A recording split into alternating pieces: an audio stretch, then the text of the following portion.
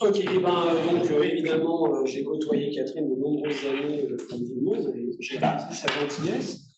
Mais en fait, je n'avais jamais travaillé avec elle jusqu'en 2004, et parce qu'elle travaillait plutôt sur le choc terrestre, sur la diffusion dans le vent solaire ou dans la magnétosphère, et puis sur les sujets dont on a entendu parler avant, qui sont des sujets vraiment de physique spatiale, qui n'étaient pas vraiment les miens.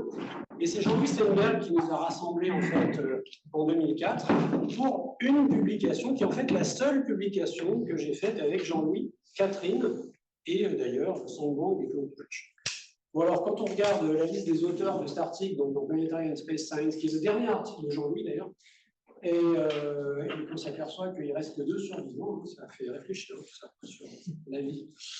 Alors voilà, donc là, il s'agit d'ondes radio, cette fois-ci, qui était aussi un sujet donc, sur lequel Catherine a été amenée à travailler avec Jean-Louis. Vous allez voir que sa contribution a été extrêmement fondamentale. Donc, je vais essayer avec des petites images plutôt de vous expliquer de quoi il s'agit. Il y a un pointeur.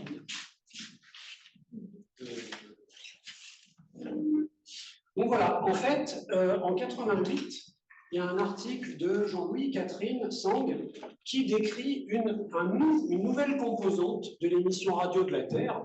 On connaissait le rayonnement kilométrique auroral terrestre, et puis ils décrivent donc avec des mesures d'IS2E 1 et 3, une émission très diffuse, vous voyez, qui s'étend ici sur une demi-heure, 1 heure quasiment, à très basse fréquence.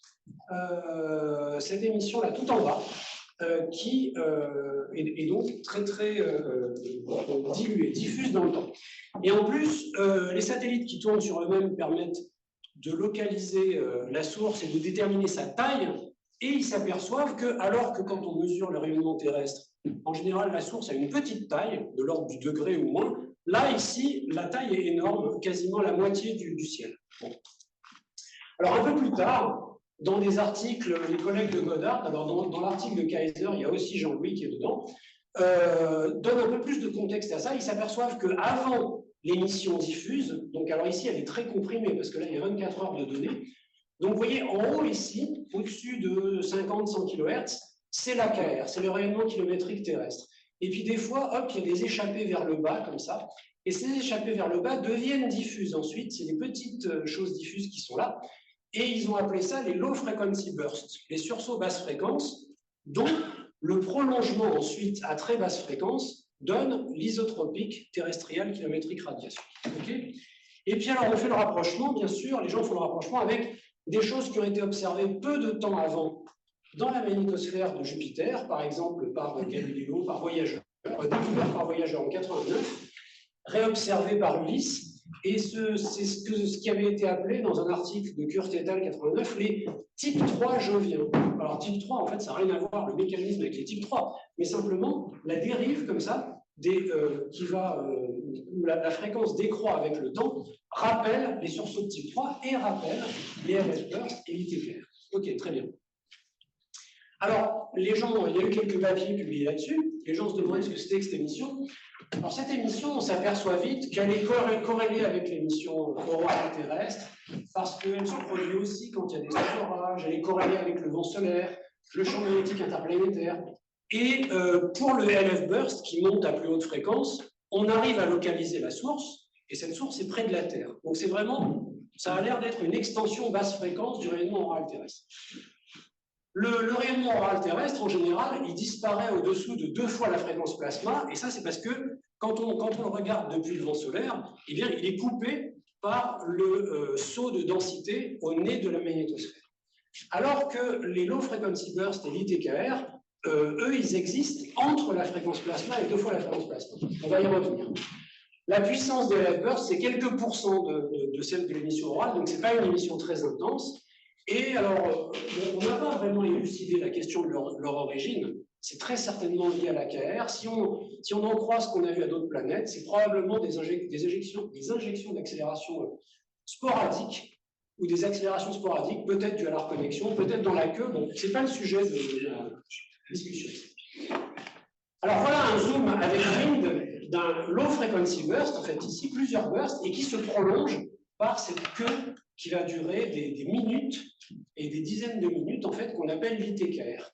Et vous voyez que vous avez ici la fréquence plasma du vent solaire, ici 2 fois la fréquence plasma. Donc on voit bien que les bursts, ils existent un peu au-dessus et puis un peu au-dessous de 2 fois la fréquence plasma, et en dessous de 2 fois, ça devient vraiment isotrope. C'est là où ça devient isotrope.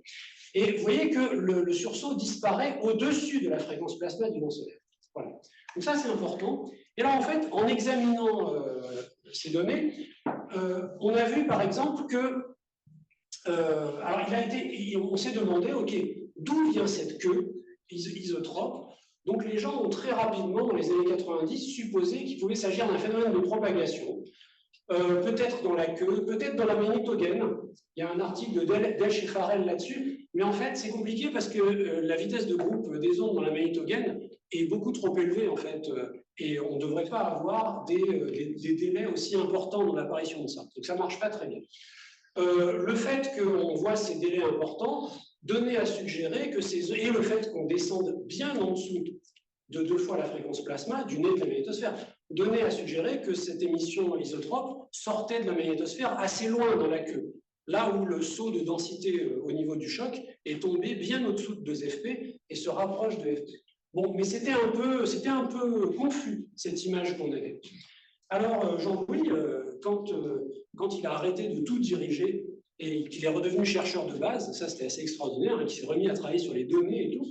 Donc, on a travaillé un peu ensemble sur les données de Wind, avec Claude notamment au début, et il a analysé 119 sursauts, comme celui que je viens de vous montrer, dans les observations de Wind entre 94 et 95. Wind était à ce moment-là près du point de Lagrange L1, donc en amont de la Terre, à entre 60 et 200 rayons, il se baladait par là. Voilà. Et puis, alors, je vous remontre le même spectre dynamique avec le spectre associé qui est pris ici. Alors, ce spectre dynamique, il va poser plusieurs questions. Donc, voilà, le spectre de dynamique, il va de 2 FP à peu près, pour la partie diffuse, à une fréquence de coupure qui est au-dessus. Et il y a vraiment un clair écart entre la fréquence plasma du vent solaire et la fréquence de coupure. Sur ces 119 événements, on voit clairement que la fréquence de coupure est corrélée avec la fréquence plasma du vent solaire. Donc c'est clairement un effet lié à la propagation. Il n'y a aucune raison que ce soit corrélé si cette fréquence de coupure était dictée à l'intérieur de la magnétosphère, bien sûr. Donc cette fréquence de coupure est définie par la propagation. Mais en fait, on se pose... Et vous voyez que dans le spectre, quand on fait une coupe ici, spectrale, c'est intégré, je crois, sur quelques minutes, on voit un spectre qui a, c'est ce qui est en très plein, qui a 2 bosses. Vous voyez que l'émission, donc la coupure est au-dessus de FP, et puis il y a une bosse qui rediminue vers 2 FP, et après ça remonte. Et en fait, on s'est posé 3 questions là-dessus. On s'est posé la question d'abord, pourquoi est-ce que la fréquence de coupure est au-dessus de la fréquence plasma du vent solaire et non pas à la fréquence plasma? Parce que si on imagine que le rayonnement sort dans la queue, ben, s'il sort suffisamment loin, dans la queue, on rejoint la fréquence plasma du vent solaire. Et donc, vous pouvez sortir et revenir. Bon. Et en moyenne, cette fréquence de coupure sur les 119 événements, elle fait 1,3 fois la fréquence plasma. Ensuite, on s'est demandé qu'est-ce qui explique la forme de ce profil d'apparition, une forme où quand même, il y a des minutes ici. Or, je ne sais pas si vous voyez, mais 1 seconde de lumière, c'est environ 40 rayons terrestres, ou 30 rayons terrestres, je ne sais plus combien, non, 50 rayons terrestres. Donc, 1 minute lumière, c'est quand même de l'ordre de 3000 rayons terrestres. Donc, en fait, plusieurs minutes, c'est très, très, très, très loin, c'est énorme. Donc, c'est clair que ça ne va pas à la vitesse des lumières. Qu'est-ce qui explique ce délai lent? Et puis, la troisième question, c'était pourquoi est-ce qu'il y a ce creux ici? Donc, pourquoi il y a la coupure là? Et puis, pourquoi il y a ce creux? Pourquoi il y a une espèce de spectre à 2 bosses? Voilà, on était curieux, on voulait comprendre ça. Alors, j'ai relu évidemment récemment le papier qu'on a fait, et en le relisant, j'ai retrouvé le plaisir de l'espèce d'enquête policière qu'on a menée pour résoudre ça, parce qu'effectivement, en particulier au crédit de Jean-Louis et de Catherine, qui ont vraiment mené cette étude, chaque hypothèse a été scrutée à la loupe et puis soit écartée, soit gardée.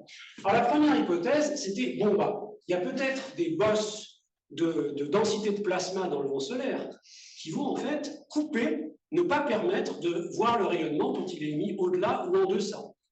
Donc on peut avoir des cas où, par exemple, alors donc Wind permettait de mesurer les paramètres du vent solaire pendant plusieurs heures avant chaque sursaut. Et donc on avait le profil du vent solaire le long de la magnétosphère pendant tout le sursaut. On savait quel était le profil de densité.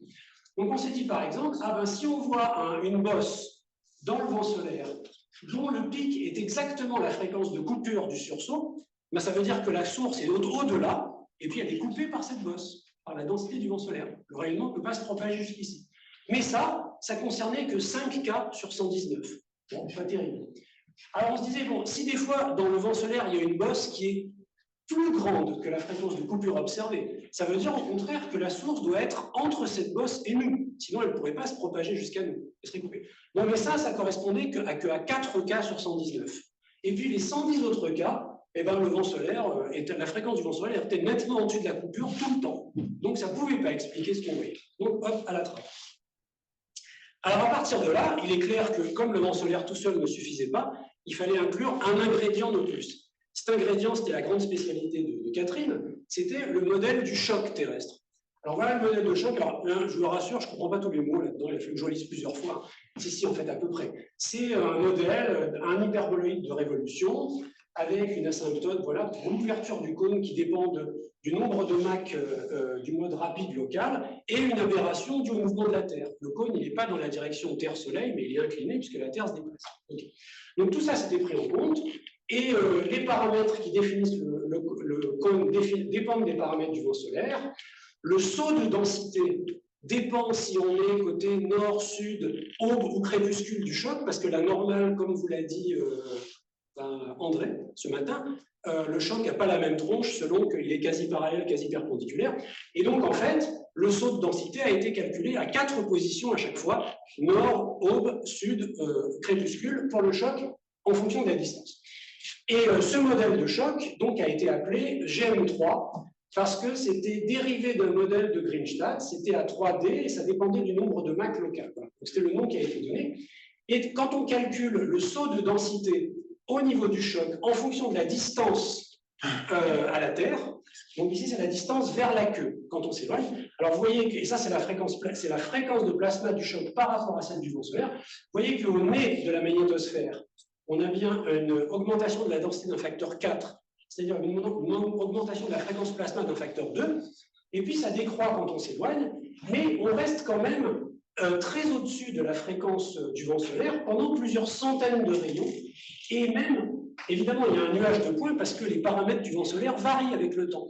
Et dans certains cas, vous voyez qu'on a encore un choc qui semble exister à des milliers de rayons terrestres en aval. Bon, très bien. Alors, donc ça c'est intéressant, le choc existe très très loin. Donc on a regardé, est-ce que c'est le choc? Est-ce que c'est simplement la fréquence plasma au niveau du choc qui peut expliquer cette coupure? Donc Catherine avait calculé la forme et les paramètres du saut de densité au bord du choc dans toutes les directions, le long du choc pour tous les événements observés, les 119 événements observés, et tracé des profils comme ça, vous voyez, vous avez, alors là c'est différent, Wind est sur le côté droit de mon tracé, la queue de la magnétosphère est sur le côté gauche, donc la distance augmente comme ça, et ça vous avez, grâce aux mesures de densité de plasma par Wind, on a le profil du saut de densité, donc la fréquence de plasma du vent solaire avec les carrés, et du choc, la fréquence de plasma juste derrière le choc avec les croix, en fonction de la distance. Bon. Et puis la ligne horizontale, c'est la fréquence de coupure de chacun des événements observés. Là, vous avez 3 événements particuliers. Et puis, vous avez des lignes qui représentent 1,1, 1,2, 1,3, 0,8, 0,9 fois la fréquence de coupure. Alors, par exemple, à partir de ça, qu'est-ce qu'on peut faire? On peut se dire, voilà, Wind est là. Et si le rayonnement sort effectivement dès qu'il peut sortir du choc, il va sortir quand la fréquence de coupure est égale à la fréquence de plasma du choc. La première fois qu'on rencontre cette fréquence quand on s'éloigne de la Terre. Donc, il va venir d'ici, du point rouge là, d'ici ou d'ici.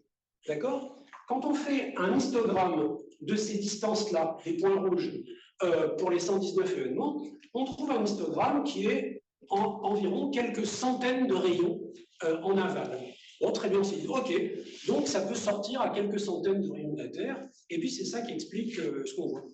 Ben, en fait, alors déjà, ce qui est intéressant, en passant, on s'est aperçu aussi bien en regardant la distance de sortie en fonction de la fréquence de coupure ou en fonction de la fréquence plasma, qu'en fait, la distance en fait, augmente exponentiellement quand la fréquence diminue.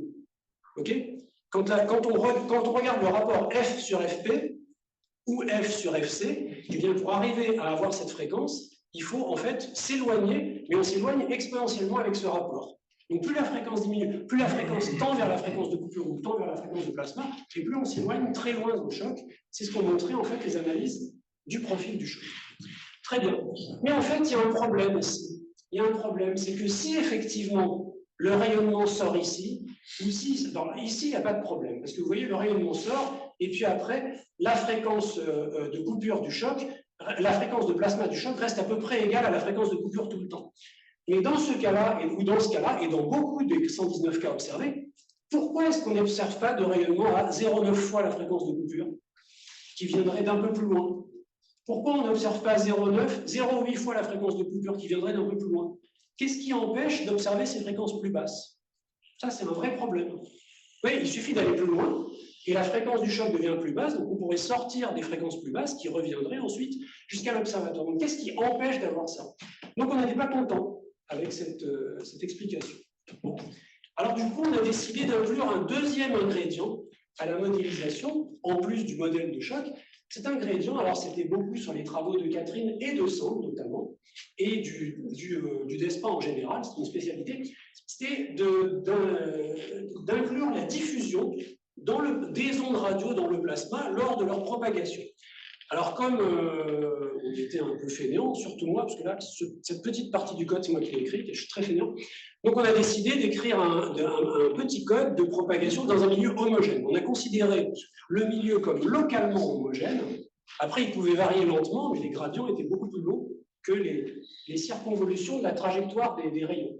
Donc on a pris un milieu localement homogène avec une certaine densité, des fluctuations de densité, et puis en fait on a pris la loi de diffusion qui avait été établie par le DESPA, donc par Sand, par Jean-Louis, etc., qui est que à chaque pas en fait, de propagation en plasma, le scattering, la diffusion, va être d'un angle delta θ, et bien, qui s'écrit comme ça, qui est en fonction de la longueur du pas et d'un coefficient de diffusion qui avait été déterminé dans un article de Catherine, justement ici.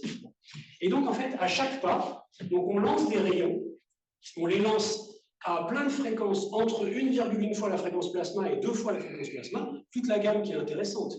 Hein, à la fréquence plasma, ça ne se propage pas, donc c'est pas intéressant. Et puis, on lance ces rayons sur quelques millions de pas, de 200 km chacun, donc ça fait des grandes distances. Au total, les rayons vont parcourir des dizaines de milliers de rayons terrestres. Hein, là, le parcours. Et puis, à chaque pas de 200 km, on applique un changement de repère, un changement de direction θ-phi dû au scattering. Le changement de θ, on lui applique ce delta θ, et le changement de phi, il est aléatoire, entre 0 et 2. Et donc, comme ça, on trace à 3D un rayon qui va être diffusé dans le milieu. On peut donc calculer la trajectoire de ce rayon, on peut calculer sa vitesse de propagation, puisqu'on sait à chaque endroit ce que vaut la vitesse de groupe. La vitesse de groupe, c'est C mu, mu dépend de la densité, et donc on sait bien que ça, et on sait que chaque étape va durer la taille du pas. Et ensuite, on regarde comment ces rayons se propagent, et puis on compte combien de ces rayons vont sortir à une certaine distance au cours du temps. Alors on s'aperçoit que, bon, quand on est très au-dessus de la fréquence plasma, par exemple, là on est 1,9 fois au-dessus de la fréquence plasma. On lance les rayons à partir de la flèche horizontale ici, puis par exemple je compte comment ils vont sortir ces 1000 rayons à 400 rayons terrestres de là. Bon, ben, ils sortent quasiment tous après un temps qui est à peine supérieur au temps de propagation à la vitesse de groupe, parce qu'ils vont quasiment en ligne droite. Ils sont très peu diffusés, puisqu'on est assez haut par rapport à la fréquence plasma. En revanche, vous voyez que si je lance dans le même milieu un rayon qui a 1,3 fois la fréquence plasma, ben la trajectoire de ce rayon, elle va être nettement plus bordélique, hein, ici. Et sa vitesse effective de propagation va être très très lente. Et en pratique, si on compte parmi les 1000 rayons, et ben ceux qui vont sortir à la distance du cercle rouge ici, ben on s'aperçoit que ça s'étale sur une durée beaucoup plus longue, la sortie de ces rayons. Donc en fait, la diffusion ralentit et étale en fait la propagation de ces rayons. Donc à partir de ces simulations, on a pu définir une vitesse effective qu'on a appelée V-scattering, la vitesse effective de propagation, la vitesse radiale de propagation à partir de la source, mais qui prend en compte toutes ces circonvolutions. Et vous voyez que cette vitesse effective, en fonction de la fréquence par rapport à la fréquence plasma, quand on est à 2 fois la fréquence plasma, ben c'est quasiment la vitesse de groupe, qui est la ligne en pointillé ici. Et puis, quand on diminue par rapport à la fréquence plasma, bah, ça devient franchement plus faible. Et on a regardé aussi ce qui se passait si on regardait dans la direction où on émet les rayons, dans la direction perpendiculaire ou quasiment dans la direction opposée. Et alors, en fonction de si on est dans la direction dans laquelle on émet les rayons ou perpendiculaire, c'est presque pareil, et dans la direction opposée, ben, la vitesse va être très différente. Dans la direction opposée, il faut que la diffusion ramène en fait les rayons dans la direction initiale. Voilà. Et on a vu aussi, avec cette même simulation, que la distribution angulaire, en fait, à partir de la source, on émet tout le monde dans la même direction. On émet dans une seule direction, puisque le milieu est isotrope. Après, on n'a plus qu'à faire tourner l'image pour simuler les différentes directions d'émission. On a vu en fait que la direction dans laquelle se répartissaient les ondes après la diffusion, ben, ça s'élargissait terriblement avec le temps et la distance qui s'accroissent et la fréquence qui se rapproche de la fréquence plasma. Plus on descend, plus ça s'élargit. C'est assez intuitif. Mais voilà, on l'a quantifié. Alors à partir de ça, c'était intéressant parce que une fois qu'on prend en compte, alors on s'est dit, bon, on va dire, alors, le rayonnement, il est émis près de la Terre. D'abord, il se propage dans la magnétosphère et on va dire que ça ne compte pas. Parce que la magnétosphère est vide, c'est quasiment un guide d'onde parfait, donc ça va aller très vite au point de sortie. Mais après, au point de sortie, il faut se déplacer dans la magnétogène et puis après dans le vent solaire. Comme on était fainéant, on a supposé que la magnétogène donnait une contribution à peu près équivalente au vent solaire. Donc on a juste multiplié par 2 la contribution du vent solaire pour revenir depuis le point de sortie jusqu'à l'observateur. Et on s'est dit, voilà, donc on sait la vitesse effective à laquelle ces rayons reviennent, puisqu'on l'a calculé dans la simulation. Et donc, on va se dire, eh bien, je mesure sur mes observations le profil de ce delta T, de l'apparition des rayons, en fonction du rapport F sur FP. D'accord ? Et donc, à partir de ce delta T, je peux définir de manière totalement indépendante à tout modèle de choc à quelle distance sont sortis les rayons. Puisque ce delta T, c'est le temps qu'il faut à ces rayons pour revenir jusqu'à l'observateur à la vitesse qu'on a déterminée dans les simulations. Voilà. Et donc ça, c'est ce qu'on a déterminé pour certains des événements. Alors je vous montre ceux qui marchent bien, surtout. Dans l'article, on a mis 2 figures, les cas qui marchent bien et les cas qui marchent moins bien. Et on s'est focalisé sur les cas qui marchent mieux. On a mis quand même les 2 dans l'article. Hein. C'est pas le genre de Catherine et Jean-Louis de cacher la poussière sur le télé. Alors, ce qu'on voit, donc vous voyez tout à l'heure, la distance de sortie définie par le modèle du choc, j'appelais ça X escape. La distance de sortie définie par ce delta T, donc indépendante du modèle du choc, j'appelle ça X' escape. Donc ce X', vous voyez qu'effectivement, il augmente terriblement quand on se rapproche de la fréquence de coupure. D'accord ? Quand on est au-dessus de la fréquence de coupure, on sort à quelques centaines de rayons. Quand on s'approche de la fréquence de coupure, on peut sortir à 1000-1500 rayons terrestres en aval. OK. Et en fait, alors donc, ça on observe. Ensuite, on a comparé ce X' et le X du modèle de choc. Bon, on s'est aperçu que ça allait dans la même direction, ça avait la même tendance, mais le X', qui était déterminé à partir des delta T, était quand même nettement plus grand que le point de sortie déterminé à partir du modèle de choc. Alors, on a discuté dans l'article, il y a un paragraphe qui détaille toutes les raisons pour lesquelles il peut y avoir ce décalage. Ça peut être un coefficient de diffusion qui est un peu différent de ce qu'on a pris, une vitesse de scattering qui est plus lente que ce qu'on a supposé parce qu'on a défini la vitesse comme celle à laquelle 5% des rayons qu'on avait lancés étaient reçus à une certaine distance. Si on prend 10%, c'est différent. Le profil du choc pouvait être un petit peu différent, le saut, la distance et le saut de densité pouvaient être plus grands. La magnétogène peut servir de guide d'onde qui va donc orienter en fait la directivité des rayons quand ils sortent. Donc il y avait un certain nombre de raisons. Mais disons, à l'ordre 0, la tendance X', la première bisectrice est là, la tendance est la même, sauf que les valeurs sont plus importantes. Et ensuite, ce dont on s'est aperçu, c'est que l'augmentation exponentielle de la distance de sortie et le scattering au retour expliquent la fréquence de coupure qui est au-dessus de la fréquence plasma. Pourquoi ? Parce que, supposons que je regarde ce qui se passe à 0,9 fois la fréquence de coupure, donc un peu en dessous. À 0,9 fois FC, le point de sortie est beaucoup plus loin, puisqu'il augmente exponentiellement. Et comme on est à plus basse fréquence, la vitesse due au scattering au retour est beaucoup plus faible, et la diffusion est bien plus importante.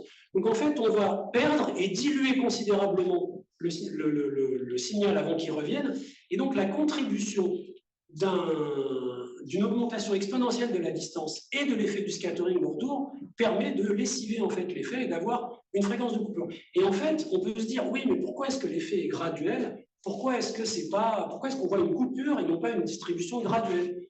Et en fait, ça nous a rappelé, je me rappelle, on avait discuté, ça nous a rappelé un article de Ludwig Sednicke et à l'époque de l'impact de la comète Shoemaker-Levy sur Jupiter, vous voyez, des trucs qui n'ont rien à voir, qui en fait avait expliqué que quand un corps qui arrive rencontre une atmosphère avec une densité qui augmente exponentiellement, ou à barométrique, c'est comme s'il rentrait dans un mur en pratique. C'est aussi violent.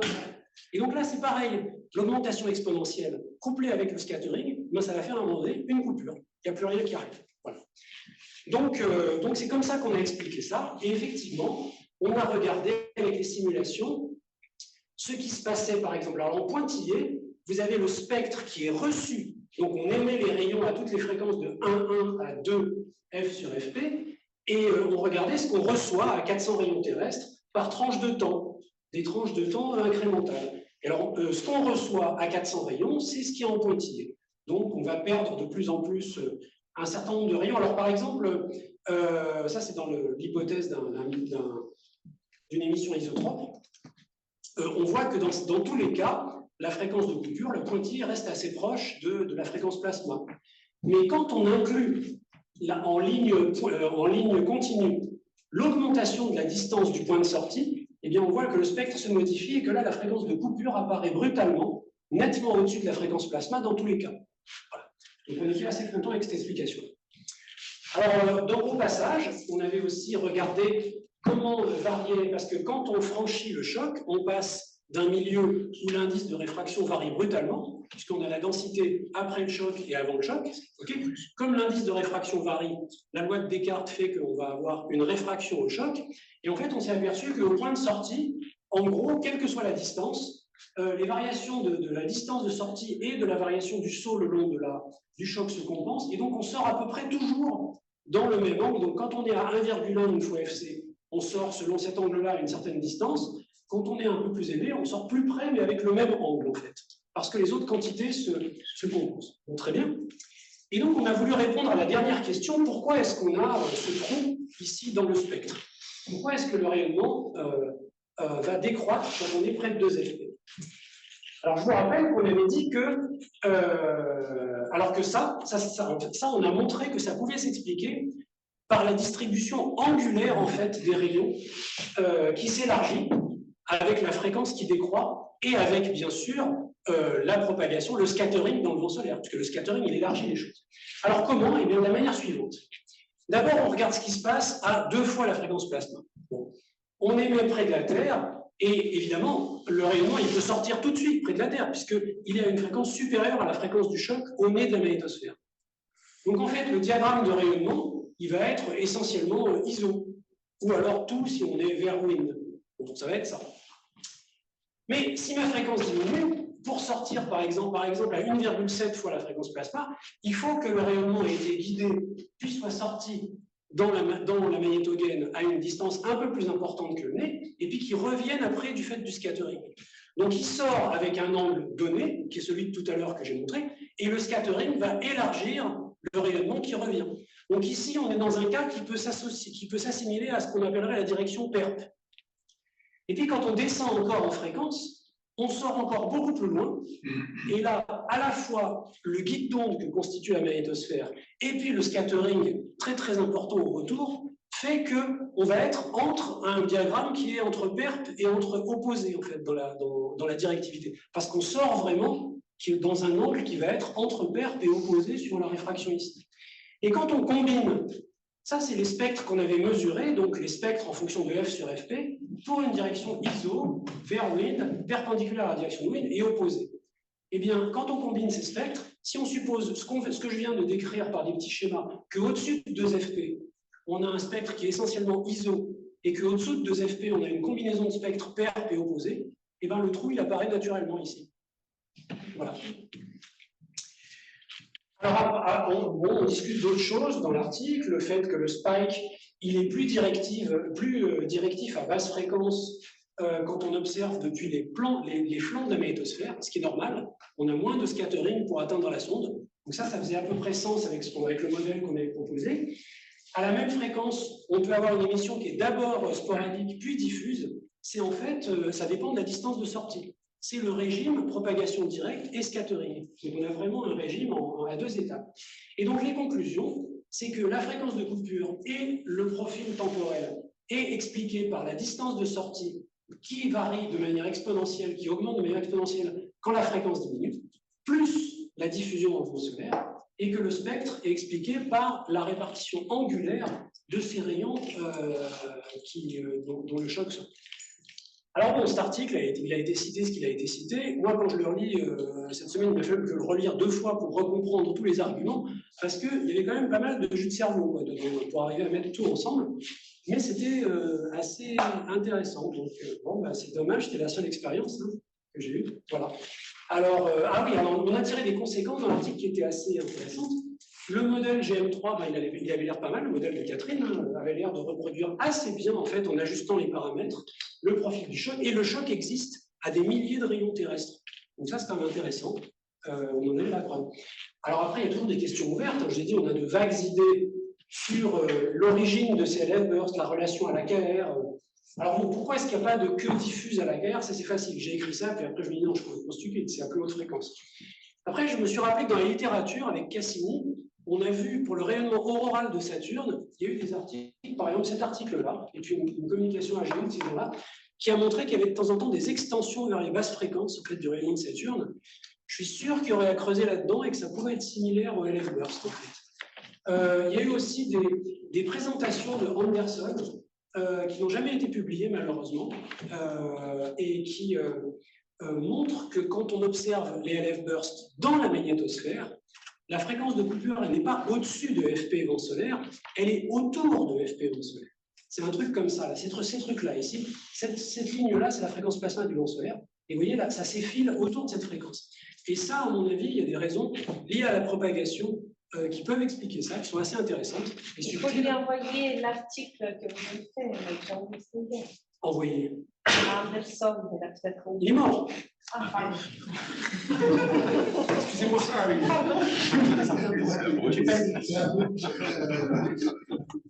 Bon, je ne sais pas, peut-être que dans on cause, la science. Voilà, donc en fait, bon, il n'y a pas eu de suite, parce que les principaux protagonistes, bah, soit ont disparu, soit se sont tournés vers autre chose, mais il reste des choses à faire, et moi, ça m'a bien amusé. Donc, merci Catherine et Jean-Louis.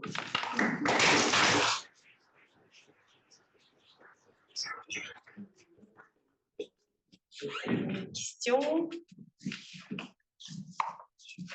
Qui a compris?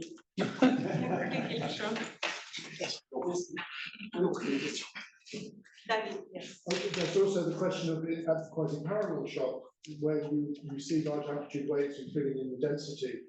That you know, so they could have more fluctuations in the density, greater scattering, and so I don't think that's included. In the paper, there is a separation by quasi-normal shock, so between north-south dawn dust, but it's more detailed and it does not change the essence of the conclusion. So indeed, of course, there are more details here. Est-ce qu'il y a des observations du choc à 1000 rayons terrestres? Alors, je ne sais pas. En revanche, oui, d'accord. Des centaines de rayons. Alors, en revanche, ce qui est intéressant, c'est que, alors le choc, je ne sais pas, mais pour moi, comme je suis plutôt un planéto qu'un terrestre, je me rappelle que quand Voyageur a survolé Saturne, il a vu à plusieurs reprises le rayonnement auroral de Saturne s'éteindre, et après avoir analysé les mesures de placement, on s'est aperçu que Saturne passait dans la queue de la magnétosphère terrestre, de la magnétosphère de Jupiter, qui, elle, fait donc 5000 rayons joviens, 5 unités astronomiques. Donc, si elle fait 5 unités, la Terre peut bien faire quelques millions. Pauvre réponse, mais... Et puis, il y a eu un alignement comme ça il y a 2-3 ans, parce que Katrina Jackman, elle regardait justement s'il revoyait Saturne passer dans la magnétosphère de Jupiter. Mais pour moi, la similitude avec les low frequency extension de l'émission orale de Saturne, elle est nette, elle serait à étudier, quoi. Mais bon, voilà, il faut que des gens étudient. Il y a des choses à faire. Il faut prendre des étudiants. Ouais. Merci Philippe.